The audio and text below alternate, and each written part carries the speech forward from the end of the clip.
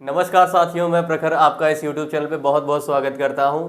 आज हम junior assistant जो 3284 आपकी पोस्ट आने वाली है उसकी जो आज हिंदी की क्लास आज का आपका पहला होने वाला है। और हिंदी में जो पहला टॉपिक है आज हम वो पढ़ेंगे वर्णमाला, क्योंकि आपको पता है जूनियर असिस्टेंट के पेपर में हिंदी जो है वो आपका 30 प्रश्न आते हैं और 30 नंबर का भी हिंदी आपसे पूछा जाता है। और उसमें जो एक वर्णमाला जो टॉपिक है जो आपका ये इससे काफ़ी इम्पॉर्टेंट है और इससे अधिकतर आपके जो जूनियर असिस्टेंट का एग्जाम होता है उसमें हमेशा इससे प्रश्न बनते ही बनते हैं। तो आज के इस वीडियो में हम वर्णमाला से संबंधित जितने भी आपके प्रश्न पहले थ्योरी पार्ट करेंगे और उसके बाद फिर जो है इस पे बेस्ड कुछ एमसीक्यू जो वस्तुनिष्ठ प्रश्न आपके एग्जाम में पूछे जाते हैं उसको भी हम आज के इस वीडियो में कवर करने वाले हैं। ठीक है, तो आइए अपना हम चैप्टर शुरू करते हैं। और उस पर सबसे पहले हम ये समझते हैं कि जो वर्णमाला है, आखिर वर्णमाला हम कहते किसको हैं।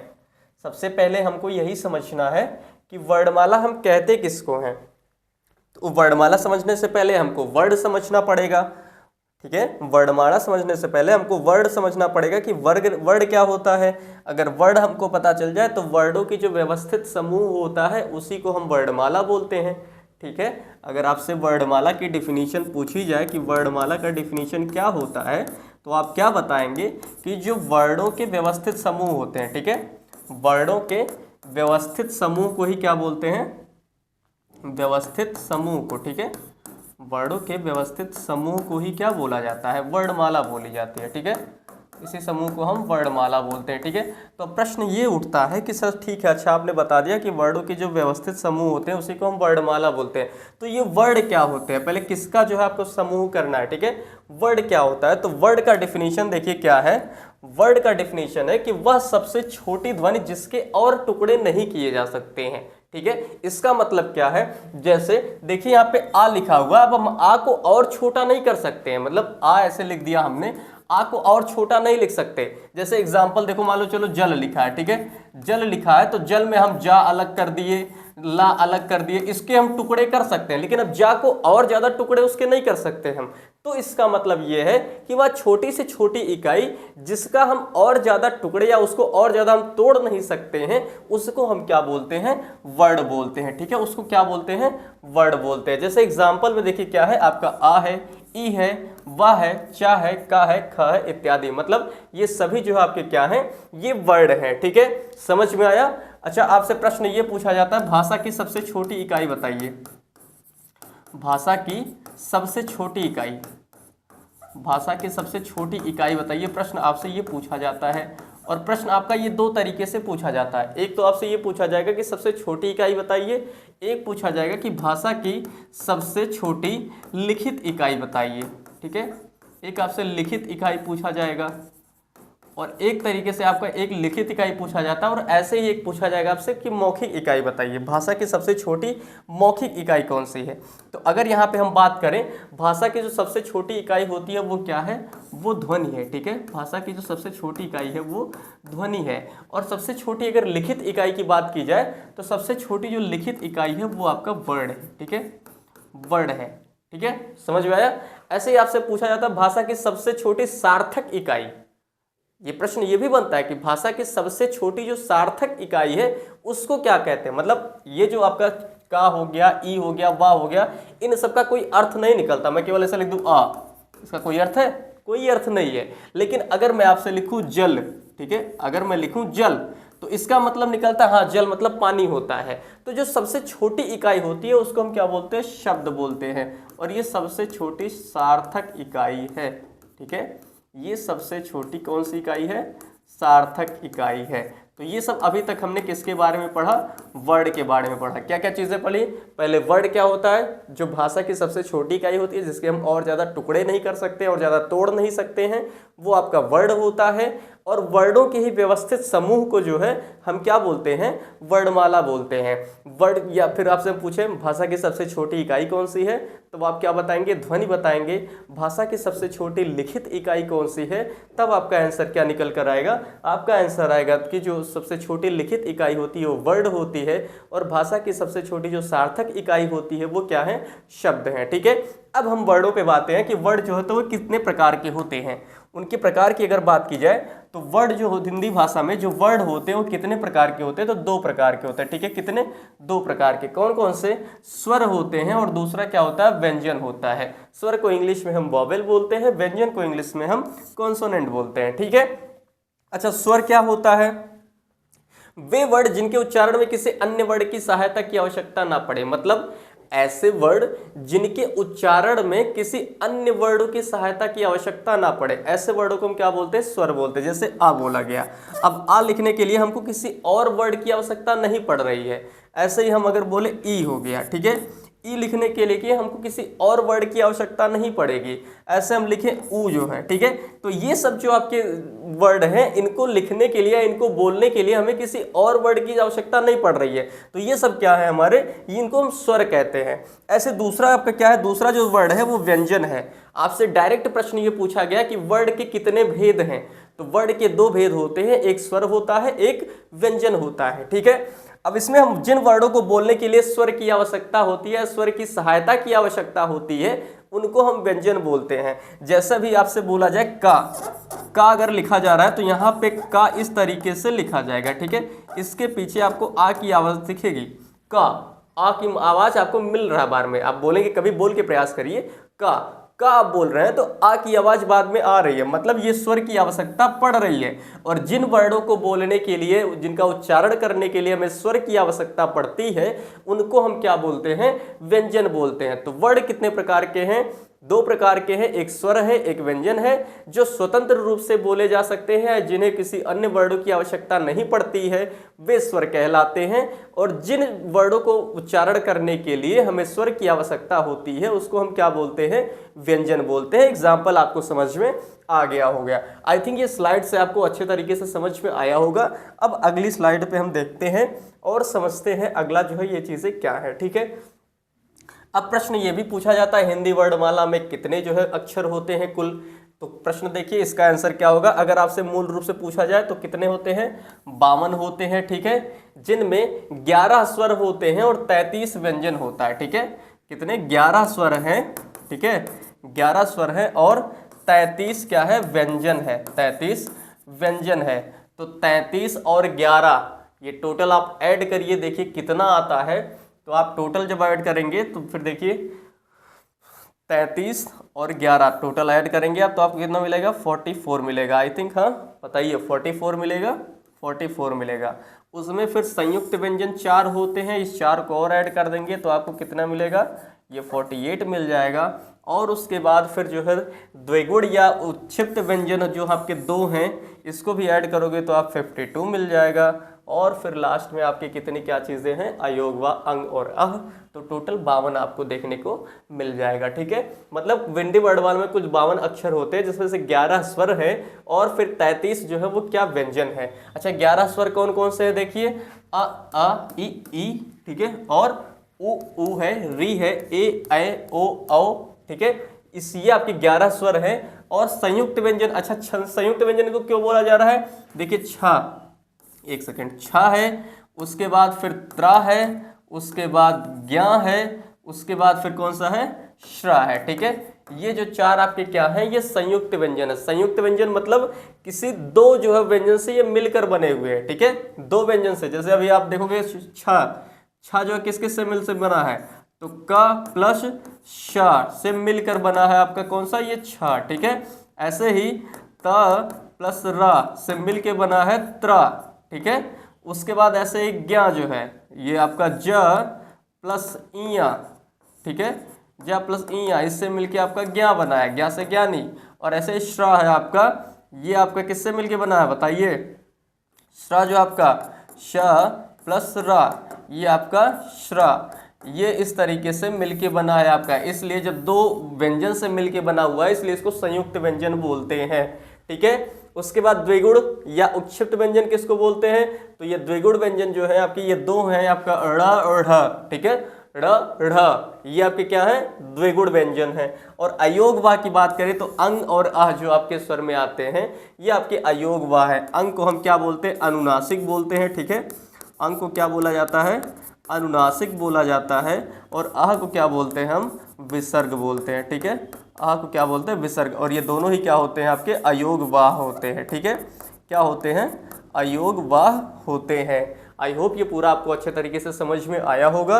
आगे अगर हम बात करें आगे इसके, तो स्वर के भेद के बारे में बात करें। अभी तक हमने वर्ड के बारे में पढ़ लिया अच्छे तरीके से, अब स्वर के बारे में पढ़ते हैं। तो स्वर के कितने भेद होते हैं, तो स्वर के मूलतः दो भेद होते हैं, एक मूल स्वर होता है, एक संयुक्त स्वर होता है। ठीक है, मूल स्वर और संयुक्त स्वर। अच्छा, मूल स्वर कौन कौन से हैं, आपका आ है, ठीक है, ई है, ऊ है, ठीक है, और री, आ उ ई री, मतलब मूल स्वर की संख्या कितनी है, 4 है। संयुक्त स्वर की संख्या कितनी है, संयुक्त स्वर कैसे, जैसे आ हो गया प्लस आ, ठीक है, आ प्लस आ मिलके क्या बनता है, बड़ा आ बनता है। ठीक है, तो ये जो आपका क्या हो जाएगा, ये संयुक्त स्वर हो जाएगा।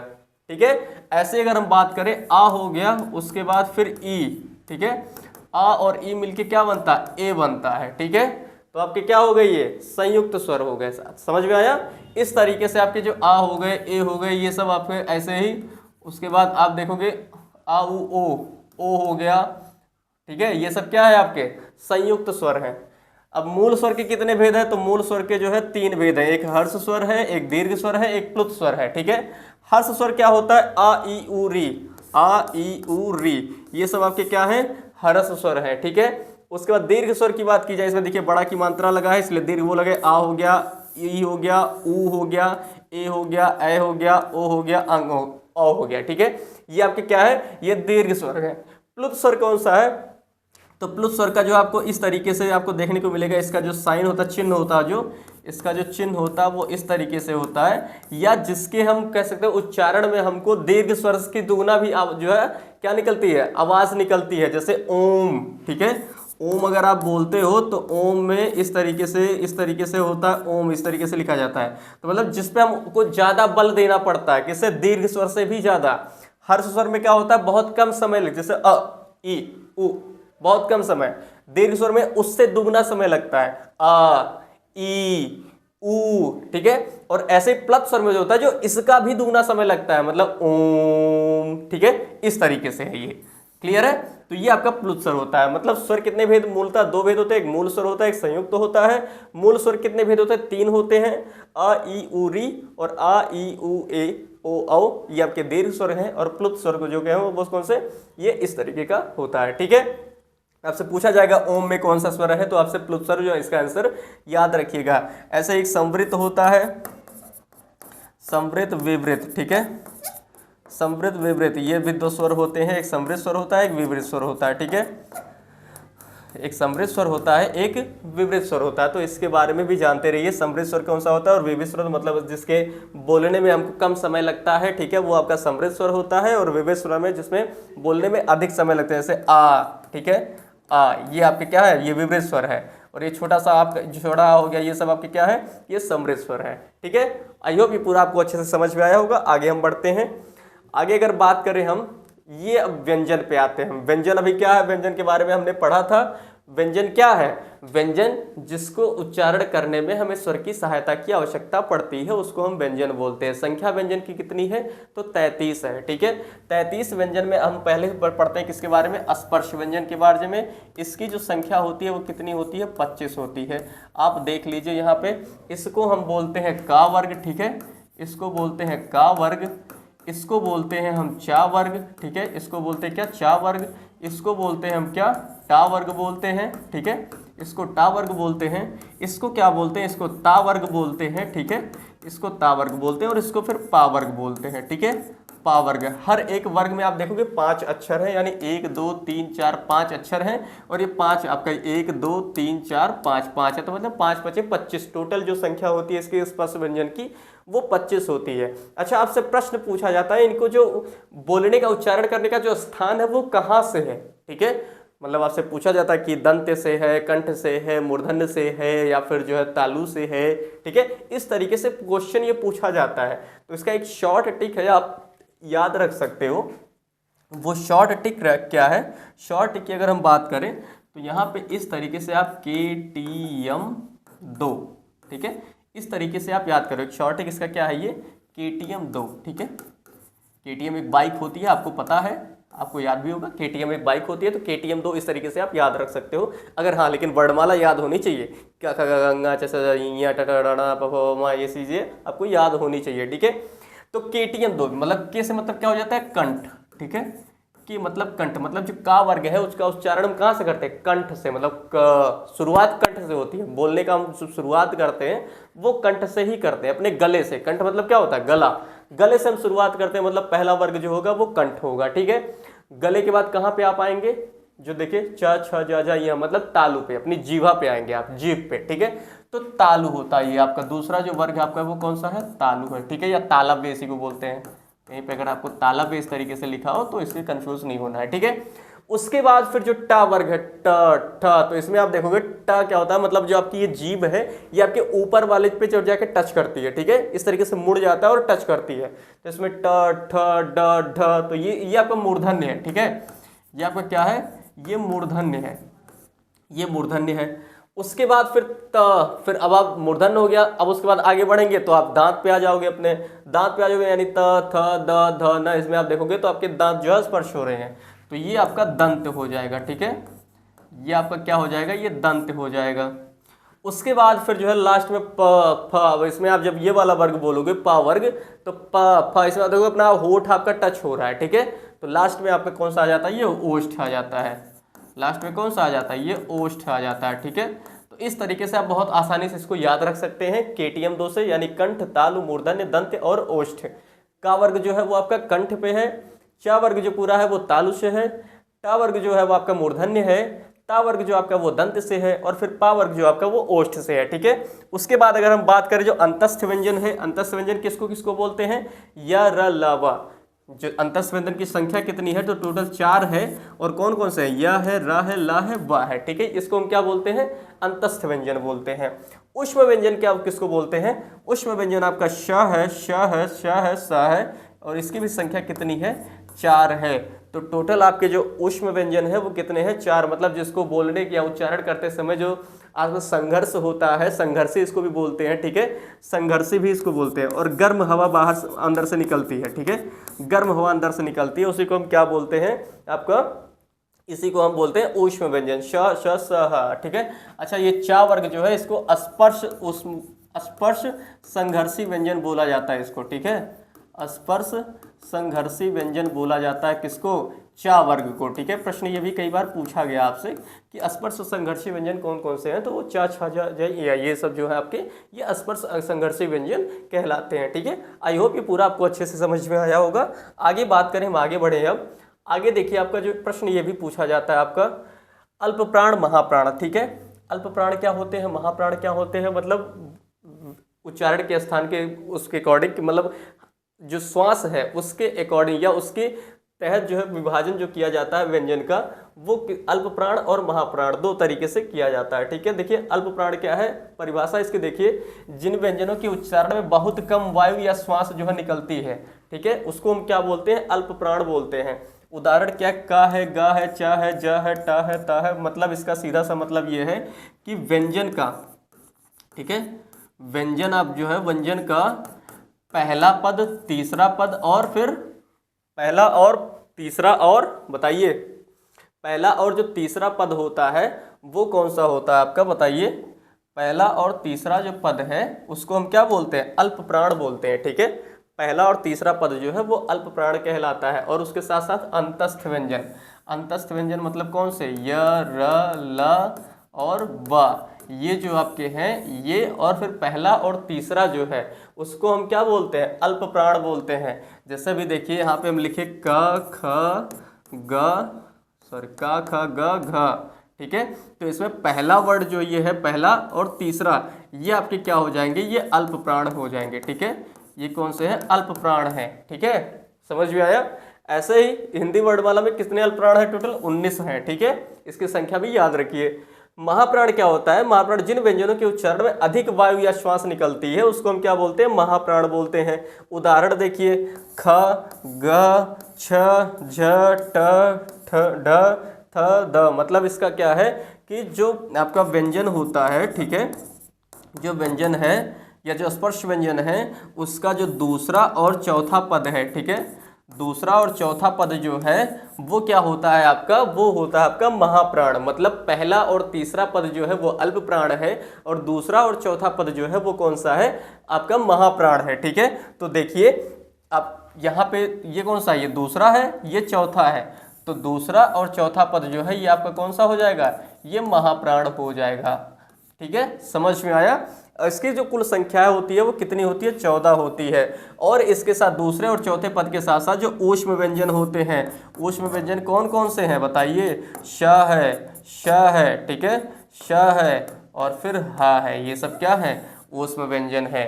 तो ये सब भी आपके क्या है, महाप्राण है। आई होप ये आपको बहुत अच्छे तरीके से समझ में आ गया होगा। अच्छा, आपसे प्रश्न पूछा जाए, बताइए कौन सा, ये इस तरीके से, अच्छा चलिए अभी आगे मैं पूछता हूँ आपसे, इस तरीके का प्रश्न भी आपसे पूछा जाता है। तो आई होप ये महाप्राण क्या होता है, अल्प प्राण क्या होता है, ये आपको समझ में आ गई होंगी। आगे हम बात करें जो घोष और सघोष के आधार पे। ठीक है, घोष और सघोष क्या है, तो इसका भी देखिए, जिन व्यंजनों के वर्णों के उच्चारण में स्वर तंत्री जो होती है वो पूरी झंकार युक्त होती है, ठीक है, या कंपन्न होता है, उसको हम क्या बोलते हैं, घोष बोलते हैं। जैसे उदाहरण गा है, घा है, जा है, झा है, डा है, ढा है, बा है, भा है, ये सब चीजें। ठीक है, मतलब प्रत्येक वर्ग का जो तीसरा और चौथा और पांचवा, मतलब आप देख रही का लिखा है, खा लिखा है, गा लिखा है, घा लिखा है, अंगा लिखा है। ठीक है, ये आपका जो लिखा गया है, तो इसमें जो आपका तीसरा पद है, चौथा पद है और पांचवा पद है, ये सब क्या है, ये सब आपके क्या है, ये घोष है। ठीक है, ये सब क्या है, घोष है। ठीक है, समझ में आया। प्रत्येक वर्ग का जो तीसरा चौथा पांचवा व्यंजन होता है उसको हम क्या बोलते हैं, घोष बोलते हैं। ठीक है, घोष या सघोष बोल सकते हैं। ठीक है, इस तरीके से आगे हम बात करें अगर अघोष व्यंजन कौन सा है, तो जिन वर्णों के उच्चारण में स्वर तंत्री में कंपन नहीं होता है बल्कि केवल श्वास का उपयोग किया जाता है, जैसे क, ठीक है, च, छ, ये सब चीजें। तो ये आपका प्रत्येक वर्ग का पहला और दूसरा, पहला और दूसरा, ये दोनों क्या कहलाते हैं, ये आपके अघोष कहलाते हैं। ठीक है, ये आपके क्या कहलाएंगे, अघोष कहलाएंगे। पहला और दूसरा पद जो है वो आपका अघोष होता है, तीसरा चौथा पांचवा पद जो होता है वो सघोष होता है। अच्छा, आप ये हमको बताइए इसमें से कौन सा व्यंजन जो है वो आपका घोष भी है और उसके साथ साथ अल्प प्राण भी है। तो इसमें जो है इसका आंसर हमको बताइए कि इसमें से कौन सा ऐसा वर्ड है जो आपका घोष भी है और उसके साथ साथ अल्प प्राण भी है। तो अल्प प्राण में अभी हमने क्या पढ़ा कि जो पहला और तीसरा पद होता है उसको हम क्या बोलते हैं, अल्प प्राण बोलते हैं।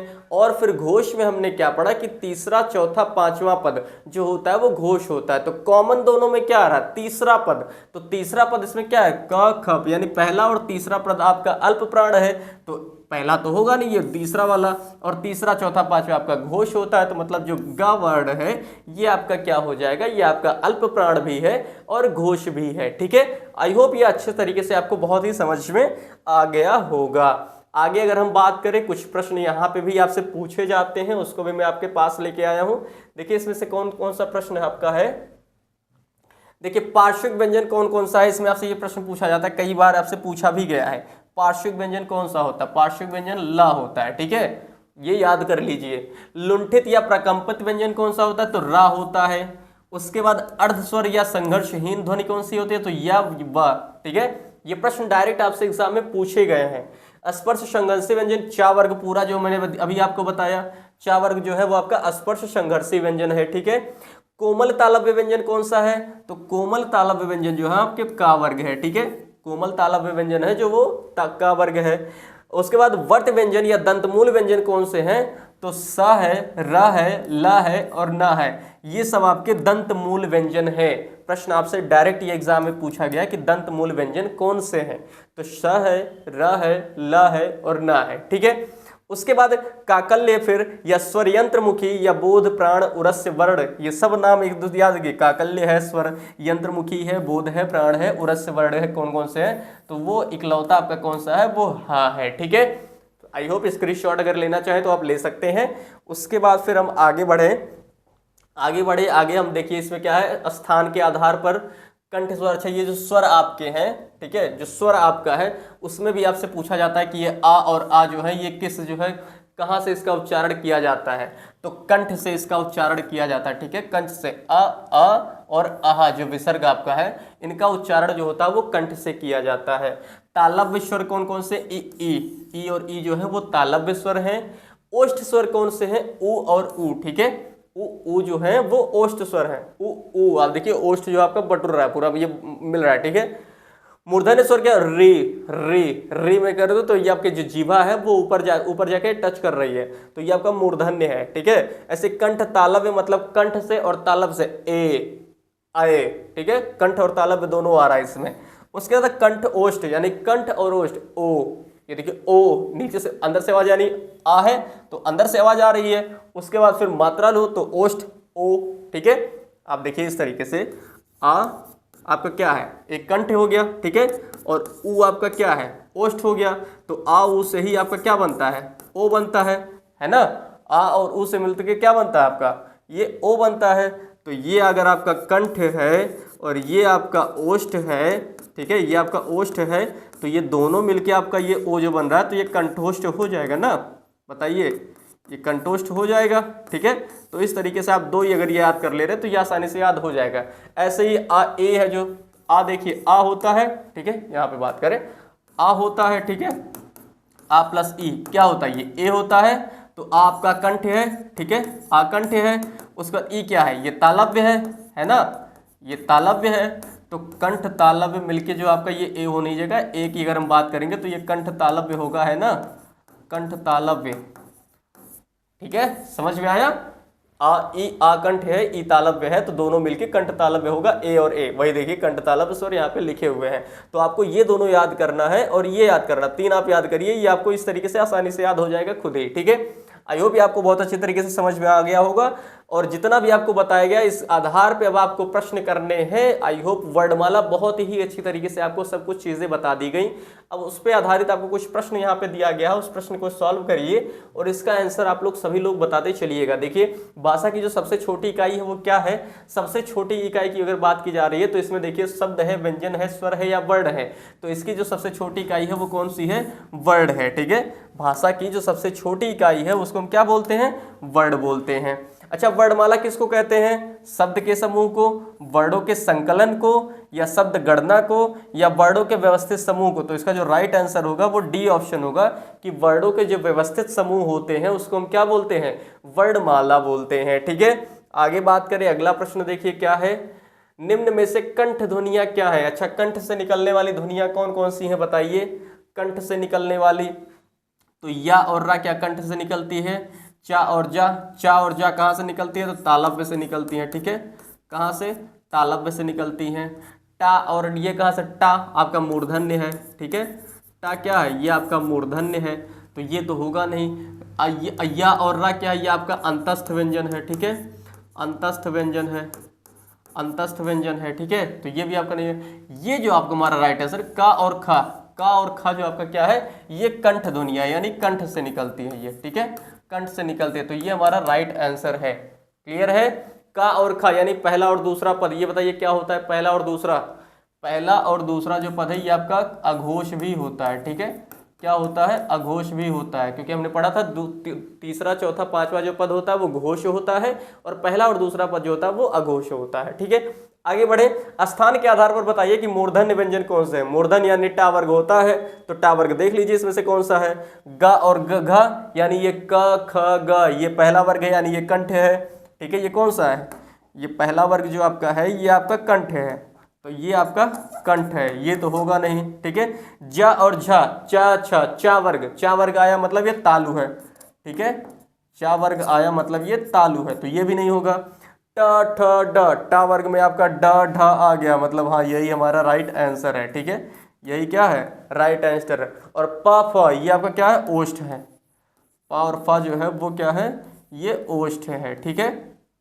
क्लियर है? आगे बढ़े, अगला प्रश्न देखिए क्या है। अगला प्रश्न हमारा है निम्न में से अल्प प्राण कौन से हैं। तो अल्प प्राण का बताइए। हम क्या पढ़े थे अल्प प्राण में? अल्प प्राण में हमने क्या पढ़ा था? पहला और तीसरा पद होता है ना, पहला और तीसरा पद होता है अल्प प्राण।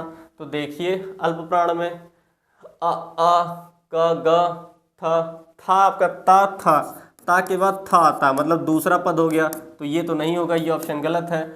फ भ, पा के बाद फा आता है, मतलब दूसरा पद हो गया, तो ये भी गलत है। का गा, का आपका पहला पद है, उसके बाद खा आता है, उसके बाद गा आता है, मतलब का पहला पद है और गा जो है वो आपका तीसरा पद है, मतलब पहला और तीसरा पद ये आपका ये ऑप्शन में दिया गया, यही हमारा राइट आंसर है। ठीक है, यही हमारा क्या है, राइट आंसर है। ऐसे ही अब आगे देखिए ए वर्ड क्या कहलाते हैं, अब ए और ए यहाँ पे देखिए दिया गया है, ए है और ए है। अभी हमने पढ़ा था कि आ का जो उच्चारण स्थान होता है वो क्या होता है, कंठ होता है। ठीक है, ई का जो उच्चारण स्थान होता है वो क्या होता है, तालव्य होता है, तालु होता है। तो और इन दोनों के वर्ड के मिलने से ए बनता है, तो ये कंठ होगा, ठीक है, और ये तालव्य होगा। तो यही ऑप्शन कहीं पे अगर दिख रहा हो हमको तो वही हमारा करेक्ट हो जाएगा। देखिए कंठ तालव्य आपके डी ऑप्शन में दिख रहा है, डी ऑप्शन जो होगा वो हमारा राइट आंसर होगा। समझ में आया? आगे बढ़े, अगला प्रश्न देखिए क्या है। अगला प्रश्न जो हमारा है वो हिंदी वर्णमाला में अयोगवाह वर्ड कौन से होते हैं। अच्छा देखिए अयोगवाह वर्ड कौन से होते हैं, हमने पहले ही पढ़ा था। अयोगवाह वर्ड जो है वो कौन से, अंग और अ होते हैं। अंग को हम क्या बोलते हैं, अनुनासिक बोलते हैं। ठीक है, अंग को क्या बोलते हैं, अनुनासिक वर्ड बोलते हैं। और अ जो है वो आपका क्या है, वो विसर्ग है। ठीक है, अ जो क्या है वो विसर्ग है। ठीक है, अगला प्रश्न देखिए, श श श ह कौन से व्यंजन कहलाते हैं। तो क्या प्रकंपी व्यंजन कहते हैं उनको, या स्पर्शी व्यंजन कहते हैं, या संघर्षी व्यंजन कहते हैं, या स्पर्श संघर्षी व्यंजन कहते हैं। अच्छा प्रकंपी व्यंजन क्या है, ये रा जो आपका है ये आपका प्रकंपी व्यंजन है। ठीक है, स्पर्शी व्यंजन क्या है आपके, ये का से लेकर, का वर्ग से लेकर, का से लेकर माँ तक। ठीक है, का से लेकर माँ तक ये क्या है आपके स्पर्शी व्यंजन है। संघर्षी व्यंजन की बात की जाए तो संघर्षी व्यंजन इज द राइट आंसर, और यही हमारा जो श श श ह है इसी को हम संघर्षी व्यंजन बोलते हैं।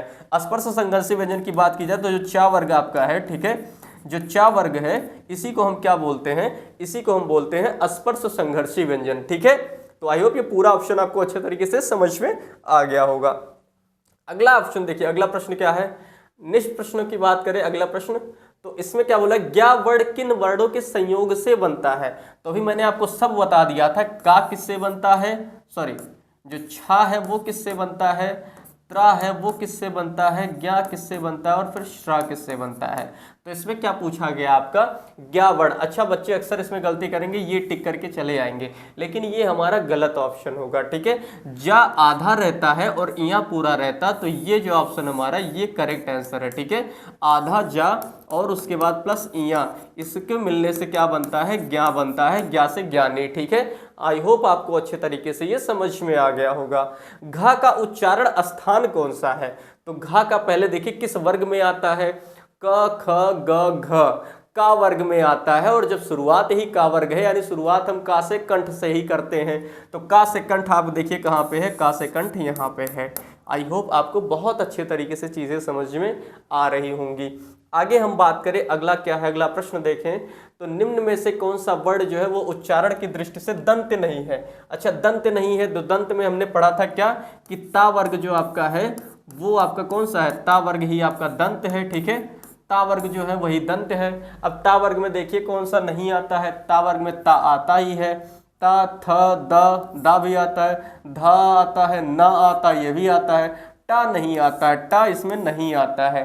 टा कौन सा होता है, टा मूर्धन्य होता है। ठीक है, ट ठ ड ढ न ये मूर्धन्य होता है। छा वर्ड किस योग से बनता है। अच्छा छा देखिए अब किस योग से बनता है, तो इसमें से आप बताइए छा जो है वो किस योग से बनता है। तो आप चा तो लास्ट में नहीं आएगा, ठीक है, क्योंकि आप जब लिखते हो के यस यच, ठीक है, इस तरीके से लिखते हो ना, तो के यस यच, तो के यस इंग्लिश में जब आप लिखते हैं तो के यस यच से ही लिखते हैं, क्षत्रिय लिखना होता है तो के yes H A T R आई इस तरीके से लिखते हो आप लोग, है ना।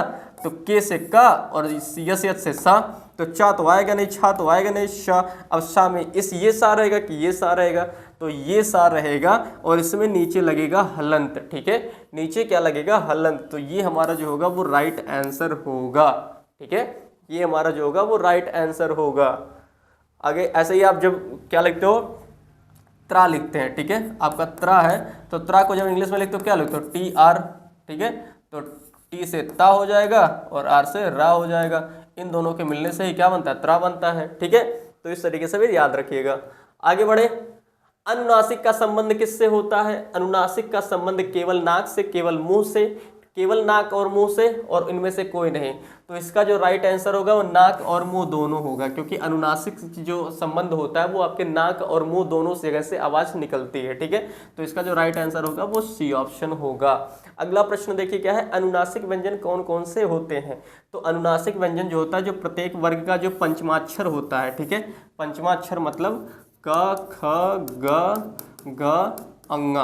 अब अंगा बोलते हो तो अंगा में आपकी जो अनुनासिक आते निकलते हैं, ऐसे ही चा छा जा झा इया जो है यहाँ पे अनुनासिक आता है। ठीक है, ऐसे ही ता थ द ध न जो आता है तो न जो आपका अनुनासिक आता है। ठीक है, ऐसे ही आपका प फ ब भ म वो अनुनासिक। तो प्रत्येक वर्ग का जो पंचमा अक्षर होता है, यानी पांचवा अक्षर जो होता है वो आपका कौन सा होता है, वो अनुनासिक व्यंजन कहलाते हैं। ठीक है, तो आई होप ये जितने प्रश्न आपको कराए गए यहाँ पे बहुत ही अच्छी तरीके से आपको समझ में आया होगा कि अनुनासिक व्यंजन क्या होते हैं, समृद्ध व्यंजन क्या होते हैं, विवृत क्या होते हैं, उसके बाद प्लुत व्यंजन क्या हो, प्लुत स्वर क्या होते हैं, अल्प प्राण क्या होता है, महाप्राण क्या होता है, घोष क्या होता है, सघोष क्या होता है, ये सब चीज़ें। और इस पर आपने क्वेश्चन अगर किए होंगे तो आपको वो डाउट भी अच्छे तरीके से समझ में आ गया होगा।